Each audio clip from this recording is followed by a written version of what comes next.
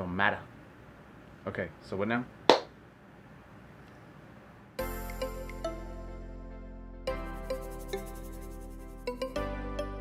Welcome back once again to the channel. Moving up with the Miclettes. Moving on up. That's right. And you're looking beautiful, by the way. Thank you. Yes. I like how you're accessorizing. I mean, that color looks good on you. thanks. Yes. We have 5 tips for you once again. This is part 2 of our 5 tips on how to save money. All right. So these 5 tips we're going to be talking about, especially right now during the pandemic. Hopefully they can help you out a little bit. The first tip we have is in regards to my ladies. YouTube has way too many videos for us not to know how to at least attempt to try, to do our own hair, to do our own nails. There's so many videos you could watch to figure this out. We got time.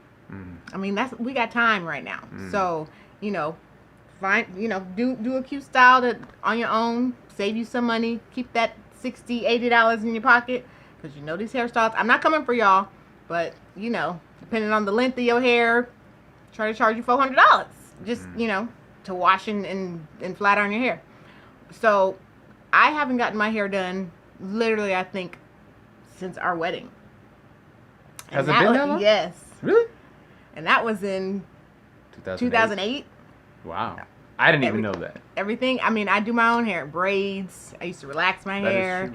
Crochet. You would have help every now and then. Oh, yeah. I would have... He knew how to, take down braids. And I'd be like, here, can you come sew this track in for me real quick? So, yep. He knew how to do all of it. How to dip. I used to dip your hair. Dip braids, all of that. In that hot, steaming, boiling pot of water over the stove. But the point is, try to learn how to do things yourself. There's nothing better than actually knowing how to do something yourself, so you don't have to depend on somebody else. Sometimes you may not have the $80, and right now a lot of people, may not have just disposable income to just go get their hair done. I mean, outside's not open that much right now anyway, so try to learn how to do your own hair. And goes the same thing for nails. You can buy you some tips from Target, Walmart, $8.99 for a whole box. Put those on. I mean, my nails ain't done right now, but that's because I'm about to go do both of my daughter's hair after this video. So, and then I'll probably go ahead and get myself a manicure and pedicure tonight. There you go. But, and that's also just time to, pamper yourself and take care of you. So, focus on yourself right now and, just take the time to learn how to do your own hair and see what your hair needs and do your own pedicure and manicures, and that'll save you a lot of money. Which brings us to tip number 2 for the fellas. Now, along the same lines of doing your own hair and doing your own self-care, that applies to us as well. We know how expensive a haircut can be, right? So you may want to get your hair cut every month, and in between those 4 weeks, you want to go in for a lineup, you want to go in for a touch-up on your fade, on your taper, and next thing you know, you're spending $60 for a haircut, or $40 for a haircut, depending on where you live and where you go, because we know that some of these barbershops be charged anywhere between $40 to $50 for a cut before even getting a tip, and next thing you know, you're spending $50 to $60 on a haircut.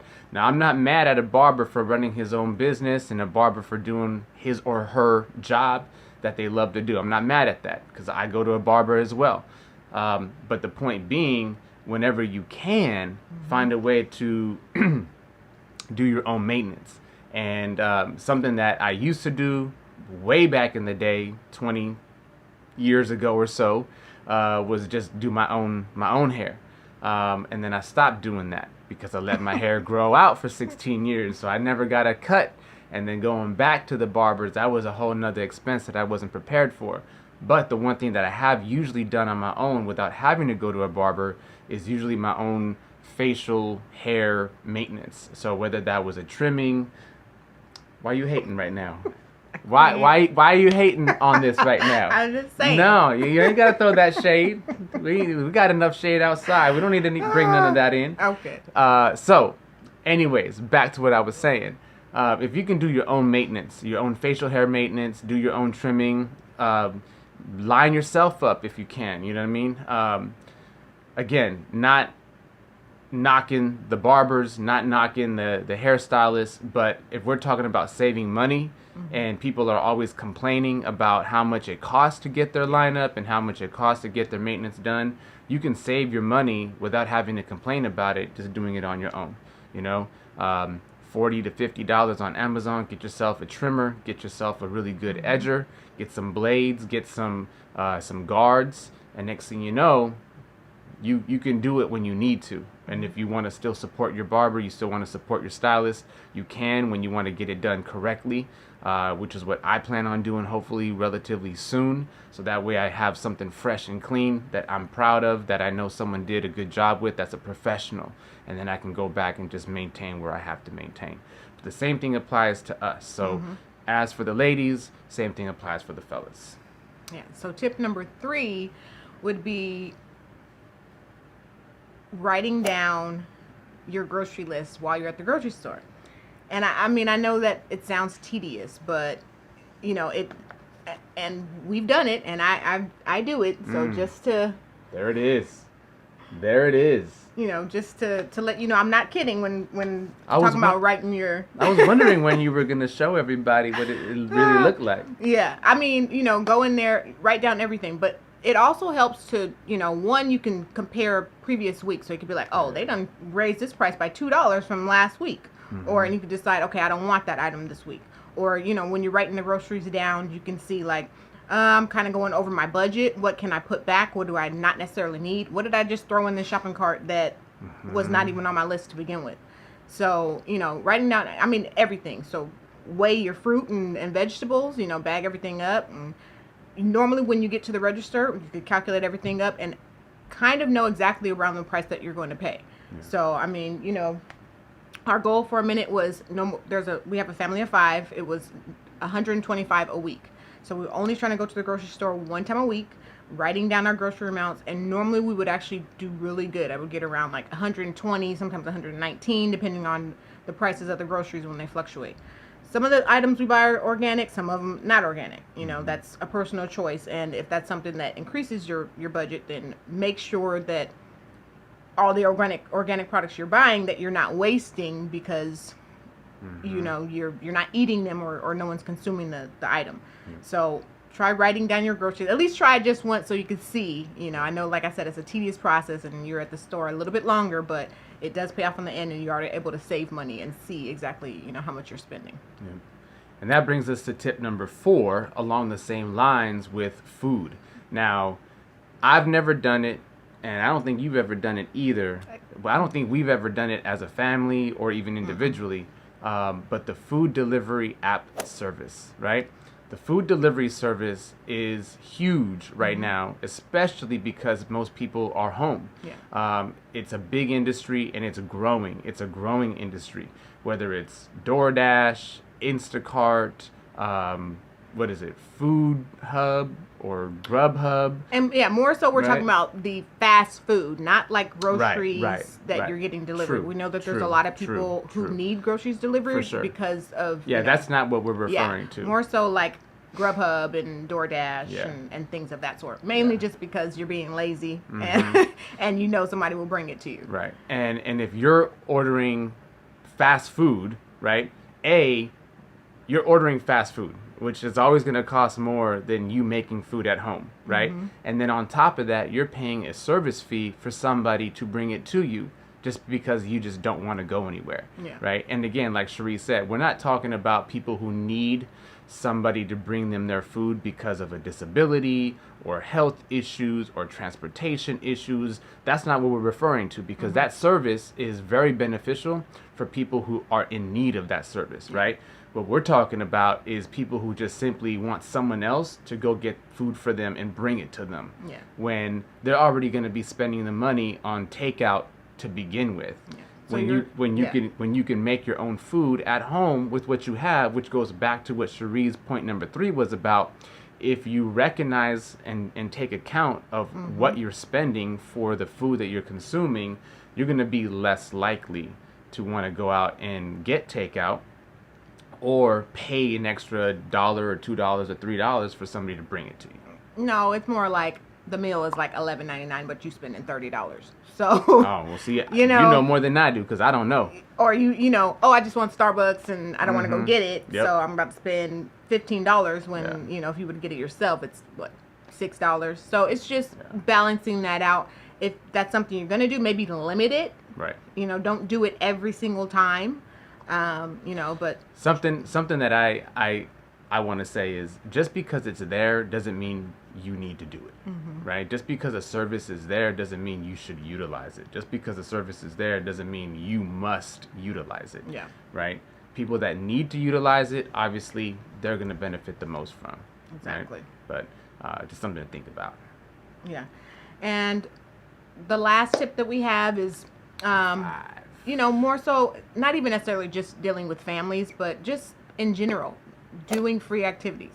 We know with, the pandemic going on, Social now distancing. more people are actually saving money since you're not going out all the time. We do notice certain places, restaurants are opening up and people are just flocking to it. Yeah. But, in regards to like the stuff the kids want to do, like Chuck E. Cheese and, so maybe try doing free activities. Like we, go to Michael's, buy some canvases and paint, bring that home, and you have painting for like 3 weekends, or making slime, or, doing things, just coloring with the kids, and even as adults, because everybody's stressing out right now. You might want to get you a coloring book too. Bike riding. Yeah, go bike riding. We have a lot of water features we normally just pull out into the front yard for the kids, and they are on that all day. It's amazing how even at the age that our kids are, between the ages of 5 and 9, right? 5, 7, and 9, they can spend 2 or 3 hours outside in the front yard just playing in the water features, playing in the pool. And granted, they may not play with it as much as you think they're going to play with it, because they talk about how bad they want the pool. Oh, can you bring the pool out? Can you bring the pool out? Can you do this? Can you do that? And then you fill it up and no one wants to jump in there. But for about 3 or 4 hours in the afternoon, they've got something fun that they're doing. And it's not going to cost you the money that it would had you taken them somewhere where you're going to be for an hour or two.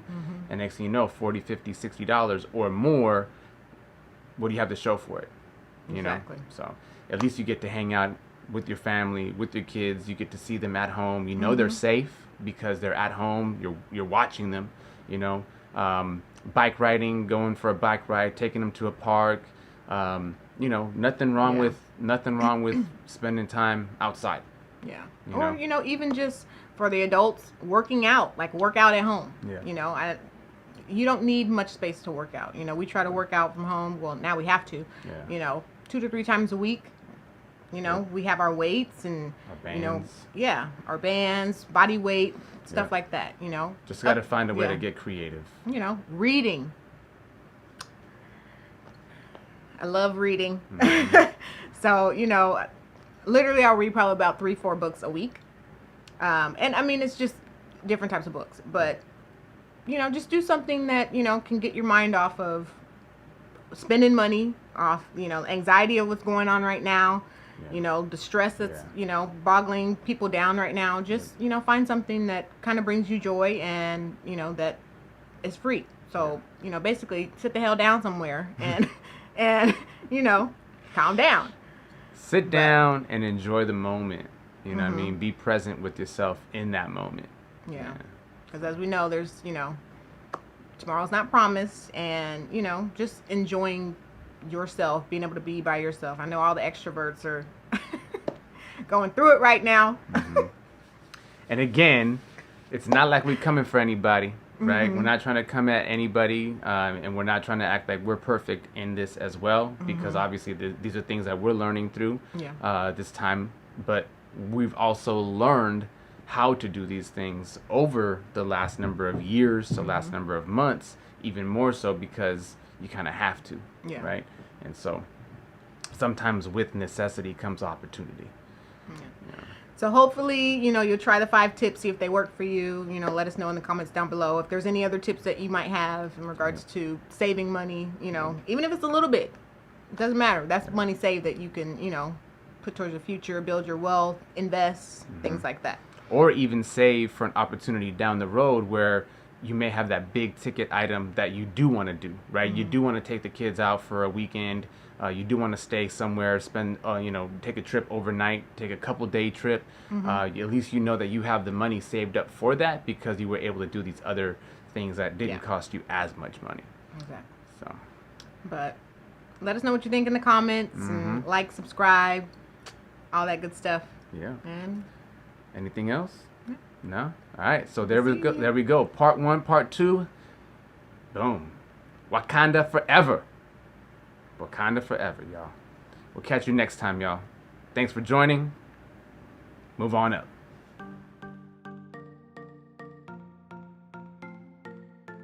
You look beautiful, by the way. Thanks. Your hair looks nice. So, I like your earrings. say the intro. Your earrings are moving popping on up. Look how good your earrings look. I know. I'll say move it on up, and then you'll say we're back to part 2 of 5 tips to try to save money, especially during this pandemic. Okay. And then I'll start. You ready? Here we go.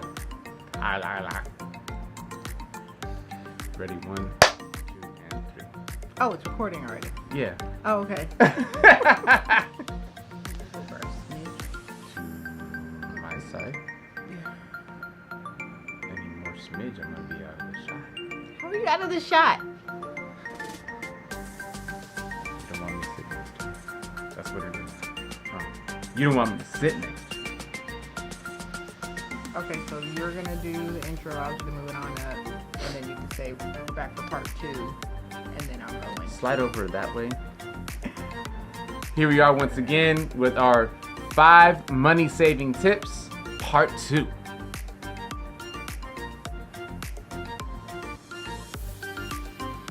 Okay. You're not feeling that.